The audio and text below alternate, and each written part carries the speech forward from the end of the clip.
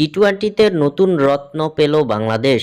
মাহিদুল ইসলাম অঙ্কন দেখিয়ে দিলেন কিভাবে করতে হয় টি-টোয়েন্টি ব্যাটিং। 2025 বিপিএল এর তৃতীয় ম্যাচে মুখোমুখি হয়েছে খুলনা টাইগার্স ও চিটাগাং কিংস। এই ম্যাচে টস হেরে প্রথমে ব্যাট করতে নামে খুলনা টাইগার্স। নির্ধারিত 20 ওভার শেষে 4 উইকেট হারিয়ে 203 রানের পাহাড়সম রান গড়ে খুলনা টাইগার্স। খুলনা টাইগার্সের এমন বড় সংগ্রহের পেছনে বড় অবদান রেখেছেন মাহিদুল ইসলাম অঙ্কন। এদিন ব্যাট হাতে রীতিমতো ছক্কার বৃষ্টি করেছেন মাহিদুল ইসলাম। শরীফুলের করা 19তম ওভারের প্রথম 3 বল থেকে 11 রান এনেছিলেন মাহিদুল ইসলাম অঙ্কন। এদিন মাত্র 18 বলে অর্ধশত পূর্ণ করেন মাহিদুল। এর মাধ্যমে চলতি বিপিএল এ দ্রুততম হাফ সেঞ্চুরির রেকর্ড গড়েছেন এই তরুণ ব্যাটার। এছাড়াও বিপিএল এ বাংলাদেশিদের মধ্যে দ্রুততম অর্ধশতকের মালিক বর্তমানে মাহিদুল ইসলাম অঙ্কন। এদিন শেষ পর্যন্ত 22 বলে 59 রানের অপরাজিত ঝড়ো এক ইনিংস খেলেন এই তরুণ ব্যাটার। মাহিদুলের ব্যাটে এদিন 4-এর চেয়ে ছক্কার মার বেশি ছিল।